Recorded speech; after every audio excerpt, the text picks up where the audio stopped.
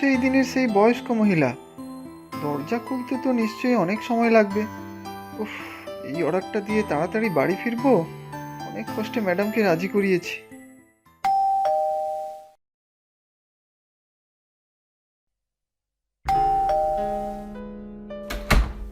Calling bell সামনে দেখেছো তো, 2-3 বার বাজাতেই হবে তাই না? তার মধ্যে এসেছো আবার 10 মিনিট লেটে। সরি স্যার, আমি বুঝতে পারিনি। আর লেট হওয়ার জন্যও সরি। আপনার অর্ডারটা।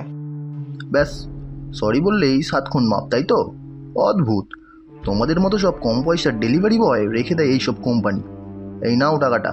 স্যার, আজকে আমার কাছে একদম খুচরো নেই। একটু খুচরো দিলে ভালো হতো। খুচরো নেই? খুচরো দিতে না পারলে পার্সেল রিটার্ন নিয়ে যাও। এটা কি করে সম্ভব স্যার? আপনি অনলাইন করে দিন না। অনলাইন করতে সমস্যা আছে বলেই তো ক্যাশ দিচ্ছি। না হলে বললাম তো, পার্সেল রিটার্ন নিয়ে যাও।